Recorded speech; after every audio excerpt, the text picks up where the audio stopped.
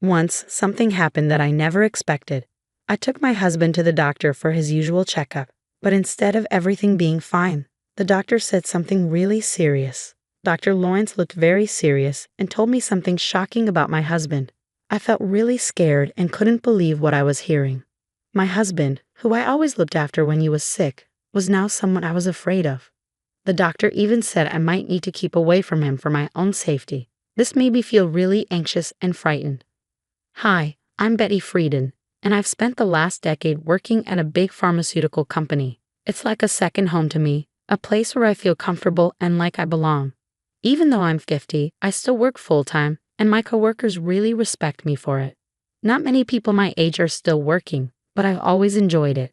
I think part of the reason I'm so dedicated to my job is because I didn't get married until 4 years ago.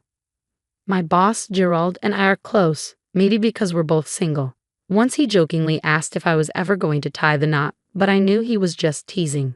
Around that time, I was seeing Richard secretly, who later became my husband. Richard's a bit older, was married before, and like me, he didn't want kids. We met through a matchmaking service for people looking for companionship in their later years. We decided to keep our relationship a secret, not telling anyone about our plans, even though our boss joked about marriage. Eventually, Richard and I quietly got married without any big ceremony, just signing papers at City Hall. I was surprised by how simple it all was, but I was really looking forward to our life together. But then, with Dr. Lawrence's worrying advice, I had to rethink everything. My caring feelings for my sick husband were now mixed up with fear and doubt. Dr. Lawrence's words kept playing in my head, telling me I needed to do something to stay safe. Standing there, trying to understand what was happening, I realized I had to make a decision, and quickly. Suddenly, the life I knew and the future I imagined felt uncertain. I'm LA, and my husband Richard works at a factory. Honestly, I make more money than he does. Richard got his job right after high school. As for me, I grew up in an orphanage and always wanted to be independent. That's why I didn't want to quit my job at the pharmaceutical company after we got married. I loved my job too much. When Richard and I got married, I told my manager Gerald right away. He congratulated me, but I could tell he had mixed feelings. Maybe he felt a bit lonely because his single buddy got married first. I tried joking with him about it, but he didn't seem to want to talk about it, so I dropped it. Despite Gerald's reaction, I was really happy about starting this new chapter with Richard.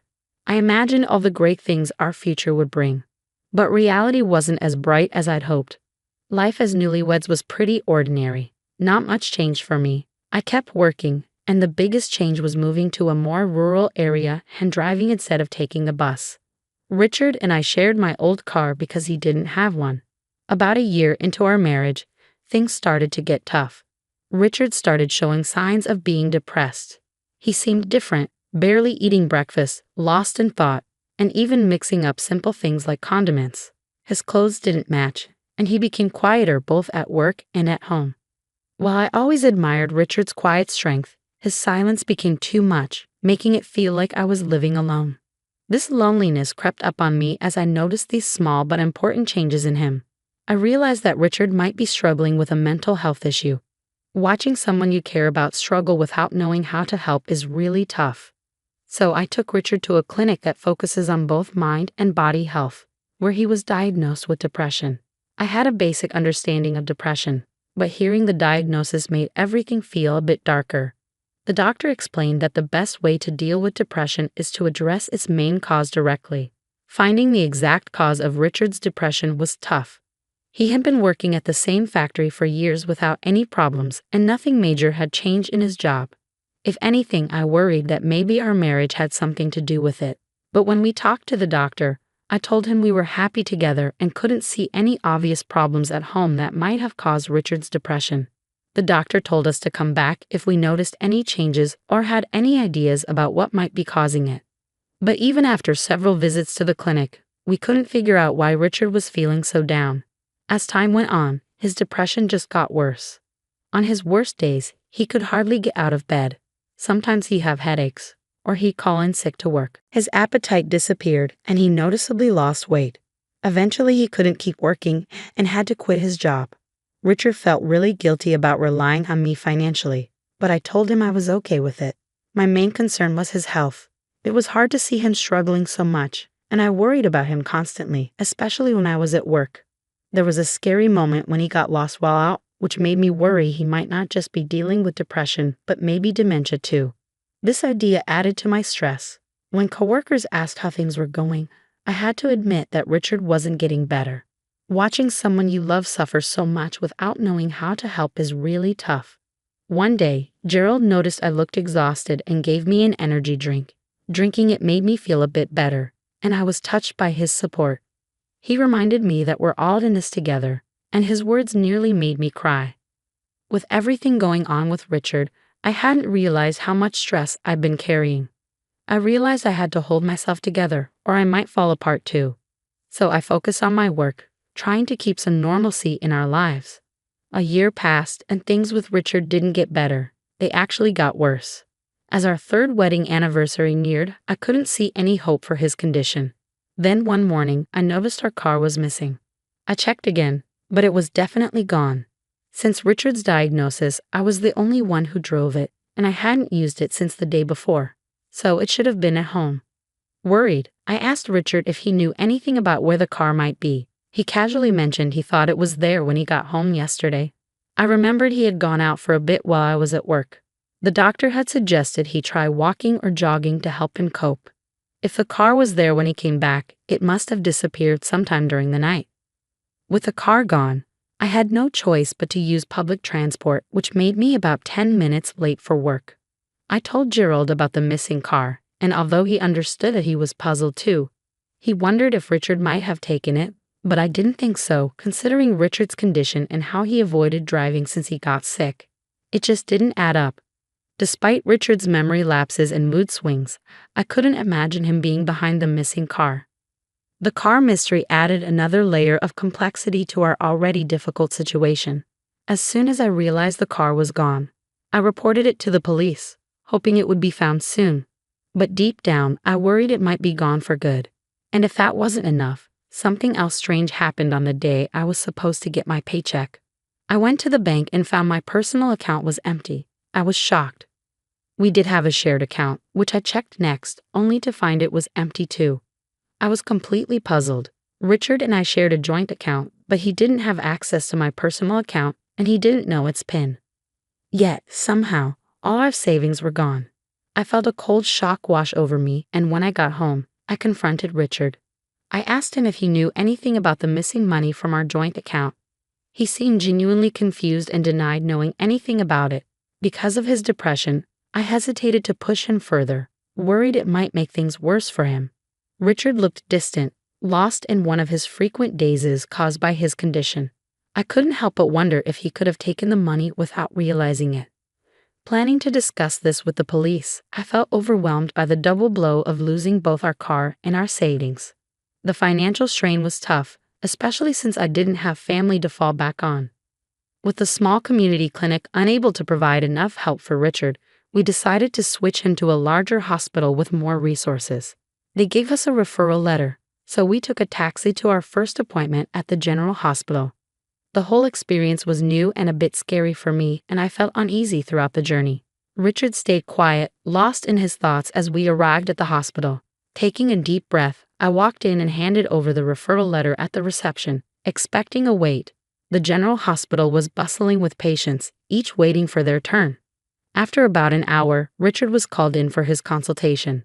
While he went inside, I took out a book to pass the time. But hardly had Richard entered the doctor's office when a nurse approached me. "Excuse me, are you Mrs. Simmons?" she asked. I confirmed, and she said the doctor wanted to see me. Familiar with discussing Richard's condition, I assumed it was a routine matter and followed her, though with some anxiety. The nurse led me to a different room, where a doctor, about 10 years older than me with graying hair and a gentle manner, greeted me. Before I could even sit down, I asked if this was about Richard's condition. He nodded seriously, and I braced myself for potential bad news. The doctor's next words caught me completely off guard. He advised me to keep my distance from my husband, revealing that Richard had been arrested for fraud a decade ago. My mind was racing with confusion. Why was this coming up now, during a routine medical visit? The doctor explained his suspicions about Richard's depression, suggesting that he might be faking it. He recalled recognizing Richard from a surgery 10 years back, where he had treated a deep cut on Richard's leg. It was a shock. I had thought we were addressing Richard's mental health, only to uncover his hidden past and a potential deception about his current condition. This unexpected revelation left me stunned, trying to reconcile the caring husband I knew with the person the doctor described. When the doctor mentioned recognizing a large scar on Richard's right leg, everything clicked into place. I knew about the scar but never knew how he got it, as Richard had never mentioned it. Finding out that the doctor before me was the one who had treated Richard's injury years ago felt like an unbelievable twist of fate. The doctor's revelation continued, unveiling that Richard had injured himself during a confrontation with his former wife, stemming from his fraudulent actions against her.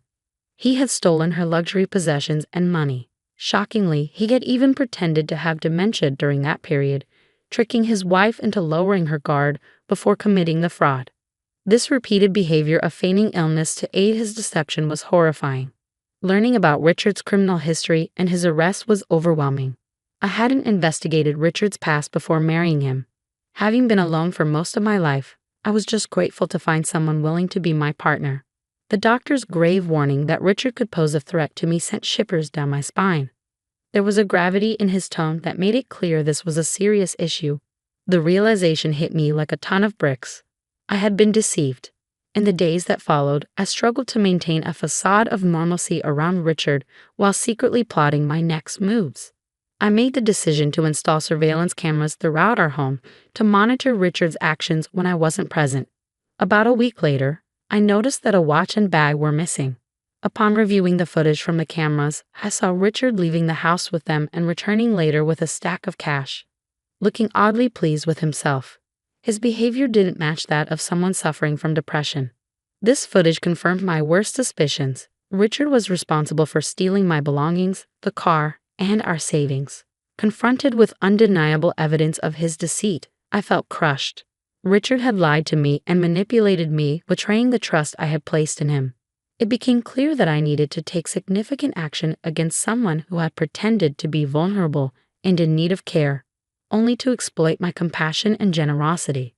The realization that Richard had betrayed my trust was agonizing. I had devoted myself to working and caring for what I believed was an ailing partner. Divorce seemed like too feeble a response to the profound deceit I had endured. It was evident that we needed to go our separate ways. But I desired more than just a mere separation.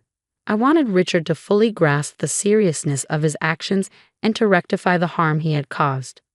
With a heavy heart and tears threatening to spill, I gathered the divorce papers and meticulously completed them with all the necessary details.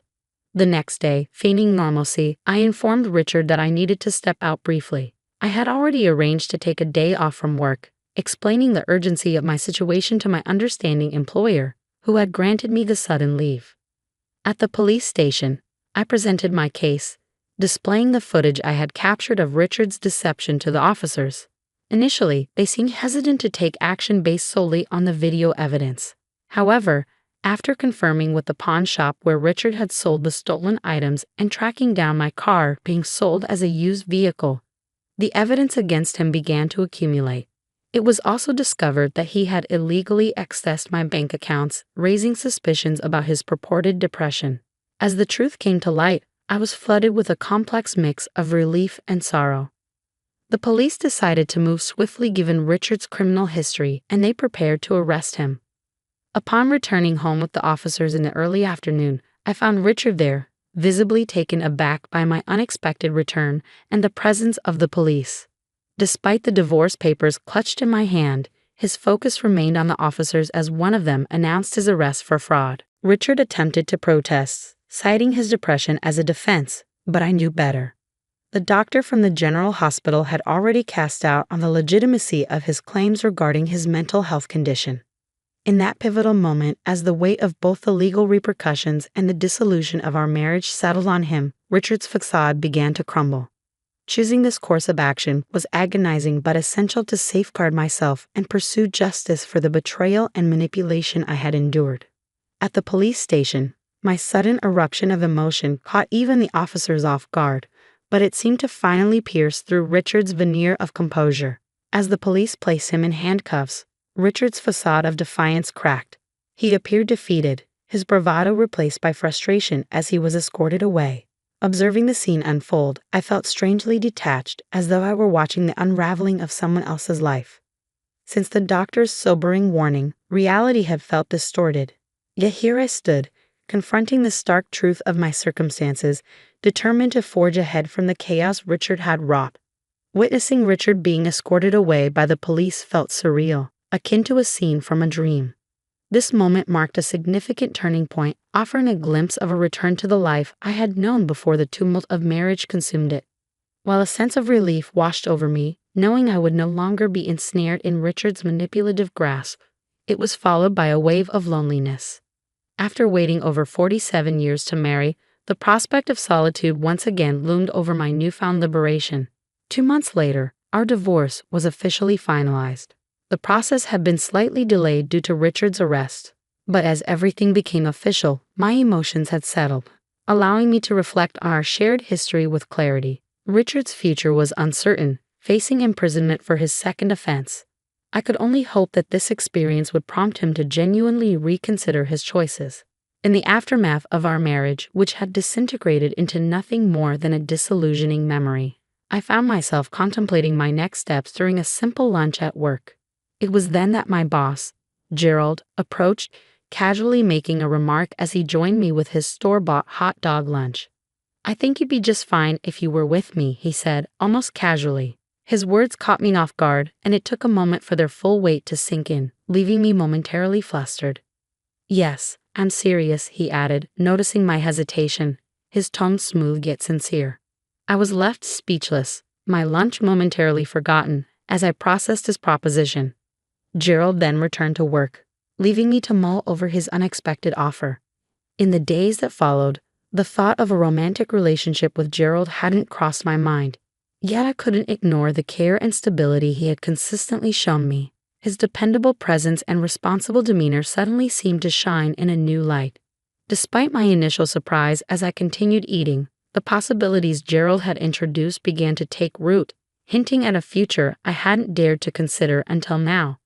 The idea of inviting Gerald out for a meal after work ignited a warmth within me, sparking a glimmer of hope for what lay ahead. Perhaps this was the perfect moment to embark on a fresh journey, exploring the potential for happiness and companionship once again. Stepping out of my comfort zone and into a new beginning with someone who had always been kind and supportive felt both exhilarating and reassuring. Tonight, I resolved, could mark the beginning of something wonderful and new.